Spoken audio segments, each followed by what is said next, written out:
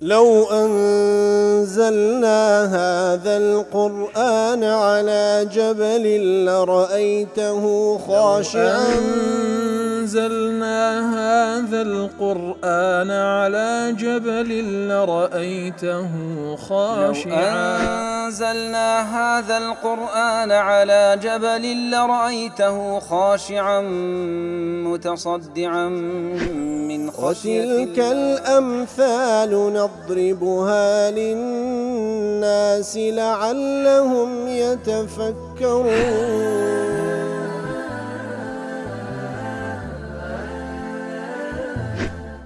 الحمد لله والصلاة والسلام على رسول الله وعلى آله وصحبه ومن والاه. السلام عليكم ورحمة الله. برزان خوش حارم لواني الشخصة وهشتاونو لواني كاين تفسير القرآن بيروز بيم وخزمتان ومن بس الرزامندي رب العالمين وهو دارم إيوي آزي سودي لور بقرن. أعوذ بالله من الشيطان الرجيم. بسم الله الرحمن الرحيم. أن تقولوا إنما أنزل الكتاب على طائفتين من قبلنا وإن كنا عن دراستهم لغافلين. ورخوة شيستان لدواء ويك رب العالمين باز للتوراة دكاك وأخواي قور سبحانه وتعالى لبو موسى دابزان عليه الصلاة والسلام لرجاي أو لبو بني إسرائيل لدواي أو خواي قور باس لقرآن بيروس كركوا أو كتاب مباركة بربيتو بركته كخواي قور نارديتي بشوين كوتني أو داخلي رحمته بزي رب العالمين دبي أو زاد فربيتا دابزين قرآن بيروس لبر أوي أن تقولوا إنما أنزل الكتاب على طائفة من قبلنا تاوكو نلين كتاب تنها لبودو طائفة بيشي إما دابز لزولك ولديانا كان وإن كنا عن دراستهم لغافلين إيتر إماش بآقاين لدراسة كردني أو كتاباني كلبو بيشي إما دابزي كواتا قرآن دابزي تاوكو هز عذرتان نميني أو بكرتي معنا آياتك تركوا زانا دفرمون أن تقولوا بمعنى علة لأنزلناه كواتا لبيشو تركا لا تبيش ترخواي قرباس قرآن بيرو ذكر كدامان بزاندية كتابي شي بربيتو بركت إلا كيتسية لبتسي داي بزاندية أي كراهة أن تقولوا يوم القيامة تاوكو للروج قيامة نلين كأيما كتاب ما لودا نبزيو بآقاج بوين لكتابة كان بيش خومان إنما أنزل الكتاب على طائفة من قبلنا تاوكو نلين تنها لبودو طائفة بيش إيما كمان بس تيدا اليهود والنصارى جولكو ديانا كان لبو أوان دابزي لبو إيما دا نبزي تاوكو دلي وتخصيص الإنزال بكتابيهما يتلير ذاك وتنها باز لدو طائفة ذكا كلبو بيش إلا بيش إيما كتابان لو دابزيا خلا بيش أوانيش كتاب دابزي بولبو سندين أمتي تل رجاء بيغمبر كان يعني عليه الصلاة والسلام اللي بس اللي تنها باز لو دو كتاب ذكاتن لأنهما اللذان اشتهرا من بين الكتب السماوية بالاشتمال على الأحكام. قبلنا كتاب آسماني كان أو دو كتاب زياتر بابرين بوي مشهور كوا أحكام كان ينتدى وهروها لبو نزيتشيشان لو أمته وتل نزيتشان لو أمته من حيث التاريخ لم يجوا جولكو ديان دو أمتي هيشي هاتني أمتي إسلاما ياخذ توراة إنجيل أو دو كتابه كوا مباشرة لبيشي قرآن بيروز دابزيا. والخطاب لكل من أرسل إليهم الرسول صلى الله عليه وسلم. پیغمبر صلى الله عليه وسلم لو چه نادره دبو هم بشرد نادره كواته همو بشريات أمتي دعوي پیغمبر صلى الله عليه وسلم وما أرسلناك إلا كافة للناس بشيرا ونذيرا كواته أو خطاب لبو همو أو كسانية كوا پیغمبر لبوان روانك ريا صلى الله عليه وسلم تاوكو نلين إما كتاب من لو دا نبزيا تنها لبدو أمت بيش خو ما دابزي وإما بآقاين لكتاب كاني أوان وإن كنا عن دراستهم عن تلاوة كتابهم لغافلين تاوكو نلين إما تنها كتاب لبدو طائفة بيش ما دابزي لكاتق لا إما لە دیراسەکردن و خوێندنەوەی کتابەکانی ئەوان بێ ئاگاین لا علم لنا بشيء منها لأنها ليست بلغتنا تاوەکو نەڵێن تەنها کتێب لە بۆ دوو تایفە و دوو تاقمی پێش ئێمە دابەزی و ئێمەش بێ ئاگاین لە خوێندنەوەی کتێبەکانیوان لەبەرەوەی بە لوغەت و زمانێک دابەزێ کە لوغەی ئێمە نییە بە زمانی عیبری دابەزیە أو غير شاعرين بأنه يجب علينا أن نتبع ما أنزل الله من كتاب ياخذ بمعنى ايش وين كنا عند راسهم غافلين واتئما كتاب من لو دا تاوك دروش خيام نلين ايما كتاب من لو دانا بزي بالكو كتاب لبو دو طائفة لبيشي ايما لزول كودي انا كان دابزي وايمش بأقابوين لوي نمان زانية كوا ايمش لسلمان بو اتباعي او كتابان بكين لتفسير سعدي دلي لتفسير واتي أي تقولون لم تنزل علينا كتابا تاوكو نلين إما هيس كتابك ما لودانا بزي والكتب التي أنزلتها على الطائفتين ليس لنا بها علم ولا معرفة أو دو كتابي لبو أو دو طائفة لبيش إما داد بزاندي إما هيز علمو زانياريك ما بيونيا بينية درباريوان فأنزلنا إليكم كتابك ما لبو إنجو دابزان كقرآن بيروزا لم ينزل من السماء كتاب أجمع ولا أوضح ولا أبين من سبحان الله كتابك ما لنجو دابزان دي كقرآن بيروزا هيت كتابك وكو أو جامع ترو شامل ترنية كامو بابتكاني بيويز بجيان دنيا قيامت تاني لخو قرتيا وهيت كتابك لوي رونو آشكرا ترنية والله آتي الواتر دفرمي أو تقولوا لو أن أنزل علينا الكتاب لكنا أهدى منهم ياخد تاوكو نلين أقر بيت كتاب لبو إيما دابا زيبا إيما لكنا أهدى منهم أما الزياتر اتباع حق ما ذكر لواني كلبوان دابا زيا فقد جاءكم بينة من ربكم وهدى ورحمة الآن پروردگارتان بينك هاتيك أو كتابة بينة وزور واضحة وزور أشكرا وهروها هداية ورنموي ورحمة خواي قوري فمن أظلم ممن كذب بآيات الله وصدف عنها شيء لو كسظالم ترستم كارترا كتكان رب العالمين بدروب زاني وصدف عنها خوي لي لابدا وخلشيش لي منع بك سنجزي الذين يصدفون عن آياتنا سوء العذاب ما كانوا يصدفون سزاء أو كسان دينوا كواخوانو خلشي دي كش منع دكن لا أتكان خواي قورا بخرابترين سزاء بخرابترين زوركاين سزاء بما كانوا يصدفون بسبب أو كوا أو من عيان دكر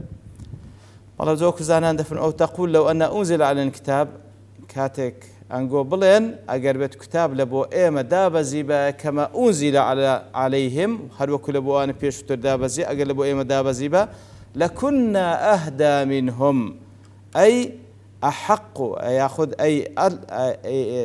أهدى منهم أي إلى الحق وأسرع منهم إجابة للرسول صلى الله عليه وسلم لمزيد ذكائنا وجدنا في العمل كواتا تاوك أو قرآن من دابزان تاوكو نلين أقلبو إيما دابزيبا وكلبو جولكو ديان دابزيا أو لكنا أهدى منه إيما زوترو بپلترو بزديتر برو حق درو يشتينو زياتر والله مي پیغمبر من دا صلى الله عليه وسلم لبرتي لمزيد ذكائنا وجدنا في العمل إيما لوان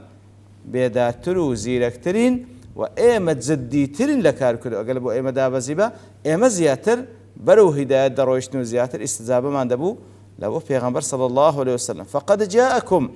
كاتوكو أبو السعود دلي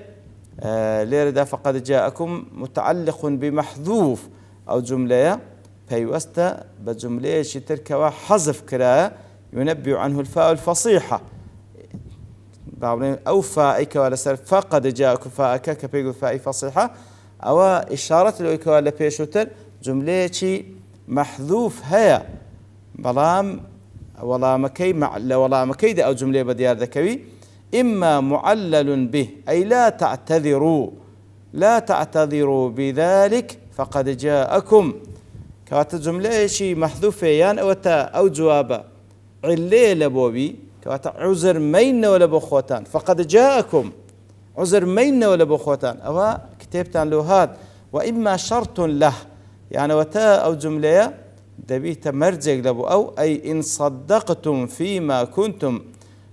تعدون من أنفسكم من كونكم أهدى من الطائفتين على تقدير نزول الكتاب عليكم فقد حصل ما فرضتم وجاءكم كواتا أجر راز دكن أجر بيتو كتاب لبونغو دا بزيبا أنغو زياتر لرسر رقاي هداية دبونو زياتر استجابتان لبو بيغمبركتان دبو عليه الصلاة والسلام أوا لسر قصي خوتان لسر مرزي خوتان وكتابك لبوتان هاتو دي فرمو هلويز ببينن فقد جاءكم بينة من ربكم بينة وتا كتاب حجة واضحة كتابك أو فري حجي خواي قوري تدار سر بشري تاوك هيت كسيك بلي هيت كسيك نلي نمزاني كتابك حجي زور واضح وآشكراي تدا لتشيو هاتي من ربكم أي بين كائن منه تعالى لا يتوهم فيه السحر كوات أو بينة أو كتابة كبينة وزور واضحة لپروردگار تان هاتي بهيش شويك شبهي سحري لناكري لپروردگار تان هاتي أو پروردگاري كوا بناز ونعمتكاني خوي انقوي پروردگار أو كتابة كوا لدريجي وصفي دا خواي قد فرمي أو كتابة وهدى ورحمة هداية بإقامة الدلائل ورفع الشبه كوات أو كتابة أو فري هداية تدا رنموني تدا لبري أو فري بلقي تدا وهروها مقمان كان لا تدا وهروها رحمته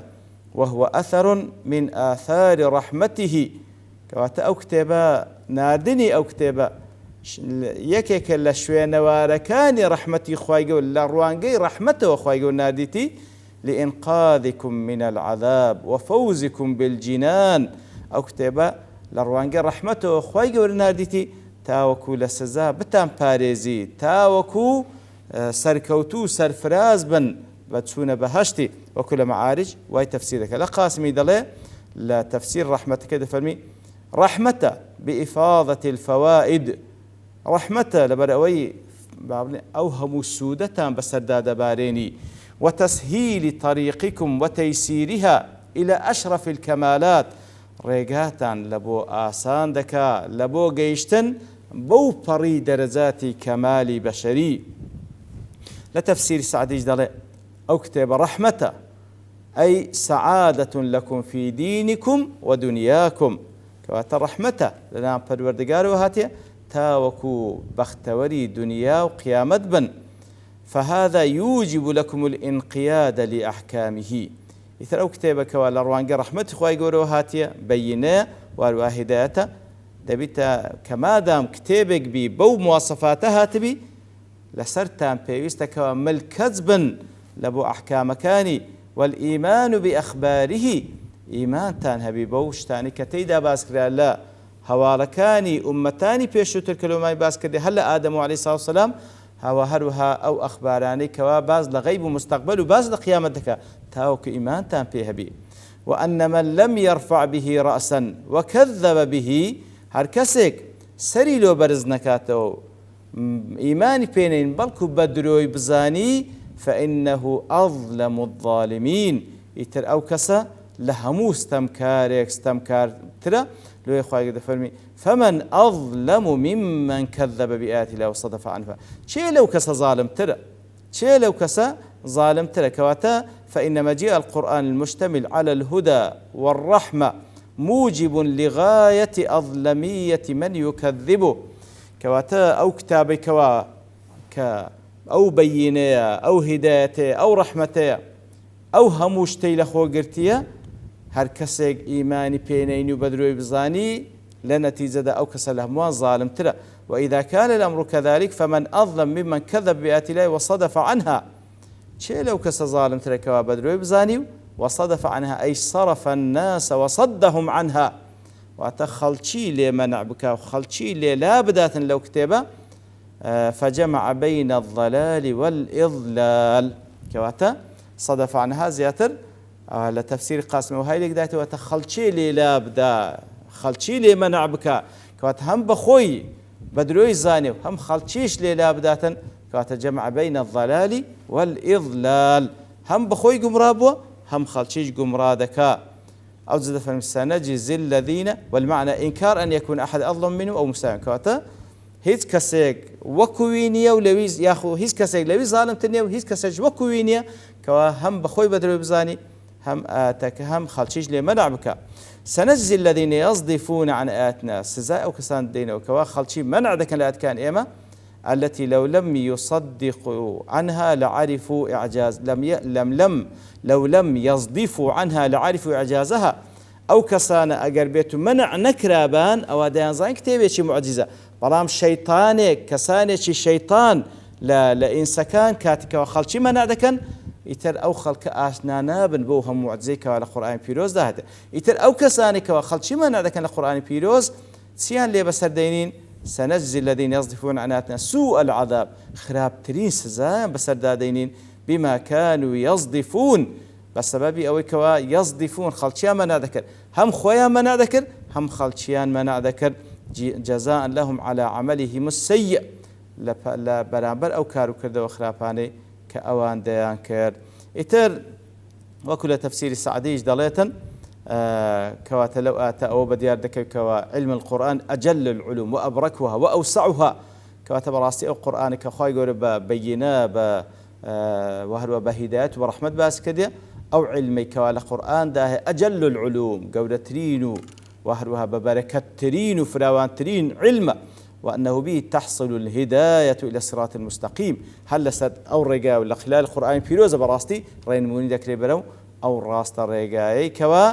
بهيش بيست بإيدي كنابي. وأن المعروف أنه لم ينزل جنس الكتاب إلا على الطائفة من اليهود فهم أهل الكتاب على الإطلاق، عند الإطلاق لا يدخل فيهم سائر الطوائف كاتا لو آتوش وردجيرة هركاتك كوا باز لأهل الكتاب كرا بمطلقي زياتر باز لا جولك وديانا وأجر تيواني بيش وتريش أهل الكتاب بلان بمطلق كباس يعني ذكر زياتر باز اللود الطائفة وهو لو آتوردجيرة ما كان عليه جاهل قبل نزول القرآن من الجهل العظيم وعدم العلم ما عند أهل الكتاب الذين عندهم مادة العلم وغفلة معه كواتا لو آتوش وردجيرة ڕاستی پێشدا بەزێنی قورئان خەڵکی لە جاهیلەت و لە گومڕایی دابوون و بێ ئاگا بوون لەو دوو کتێبەی کەوە لە پێش قورئان دابەزێ کە تەورات و ئینجیلە لە بۆ ئەهلی کتاب یاخۆ لە بۆ جوولەکە و دیانەکان دابەزی. وصلى الله وسلم على نبينا محمد وعلى آله وصحبه أجمعين، وآخر دعوانا الحمد لله رب العالمين. لو أنزلنا هذا القرآن على جبل لرأيته خاشعا أنزلنا هذا القرآن على جبل لرأيته خاشعا أنزلنا هذا القرآن على جبل لرأيته خاشعا متصدعا من خشية الله. وتلك الأمثال نضربها للناس لعلهم يتفكرون.